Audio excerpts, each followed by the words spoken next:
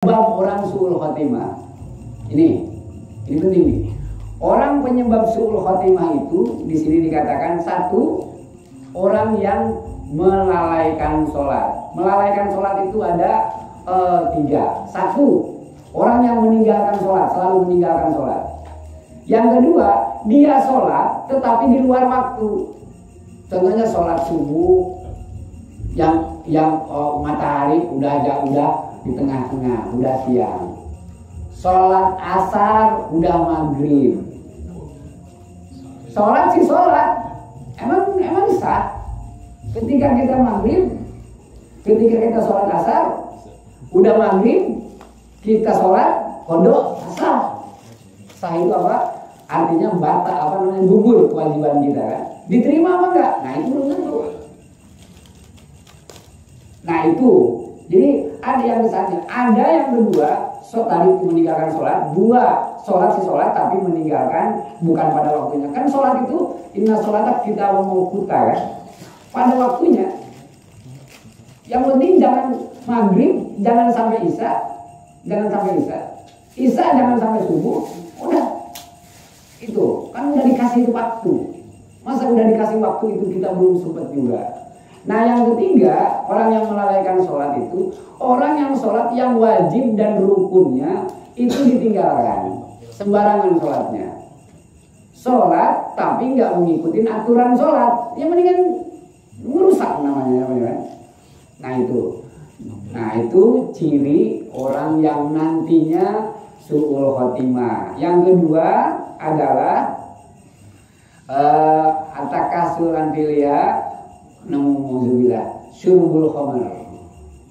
Orang peminum minuman arak ya, atau yang memabukkan.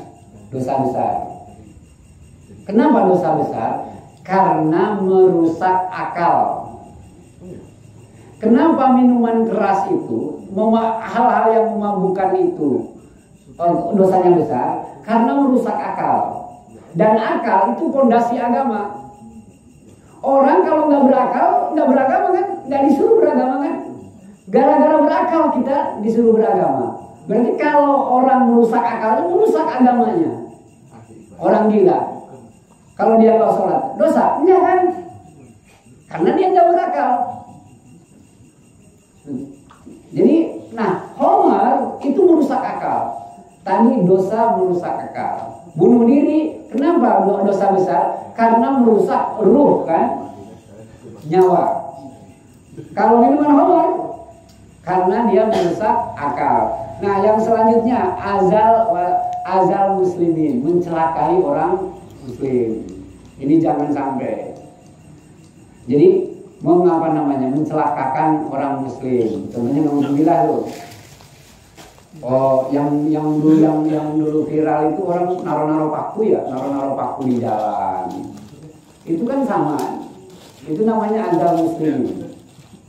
Terus ada yang naruh kabel di jalan itu untuk menjerat orang muslim supaya jatuh. Nah itu azal muslimin. Jadi orang yang mencelakakan orang lain itu calon bahwa orang itu apapun perbuatannya pasti su'ul khotimah. Dan mencelakakan orang muslim itu. Jadi seperti itu. Jadi mencelakai itu bukan, makanya kata Rasulullah, menghancurkan Ka'bah itu dosa besar kan. Tapi yang lebih besar lagi adalah menghancurkan harga diri seorang muslim. Menghancurkan Ka'bah itu kan dosanya besar. Tapi lebih besar lagi dosa menghancurkan, merusak harga diri orang muslim. Hati-hati itu dilihat. Seperti itu.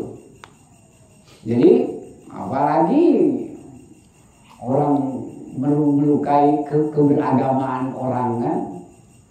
Orang baik-baik dibilang fasik, orang baik-baik dibilang kafir, orang baik-baik dibilang murtad. Sama itu juga melukai hati orang-orang muslim, cuman melukainya secara psikis. Nah itu penyebab orang. Nah yang terakhir ini wa uququl walidain. Orang yang pasti suul khotimah, orang yang durhaka sama orang tua. Orang yang paling biadab itu orang yang durhaka sama orang tua. Kenapa paling biadab? Binatang aja nggak ada yang melawan orang tua. Dan orang-orang yang durhaka sama orang tua, agamanya nggak mungkin benar. Kenapa? Sama orang tua aja yang jelas-jelas kelihatan dia sudah membesarkan, sudah merawat, sudah ngasih nafkah, dia durhaka, apalagi sama Allah yang nggak kelihatan. Sama orang tuanya aja yang jelas-jelas di mata dia udah berbuat baik, ya kan? Dia durhaka, apalagi sama Allah yang kebaikannya nggak langsung kita kelihatan. Nah itu makanya dosa yang paling besar. Contohnya apa? Siapa? Cerita Alqamah ya. Alqamah sahabat Rasulullah tidak bisa mengucapkan la ilaha illallah karena siapa? Ibunya merasa sakit hati. Akhirnya dipanggil ibunya supaya meridhokan meridhokan anaknya. Akhirnya baru bisa la ilaha illallah. Nah, bagaimana kita kalau kita banyak dosanya, ya kan?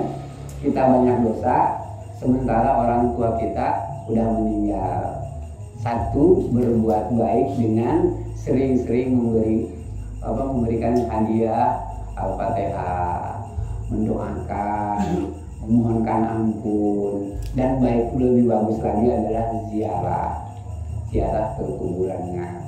Itu salah satu penghapus dosa ketika kita sama orang tua yang orang tuanya sudah meninggal.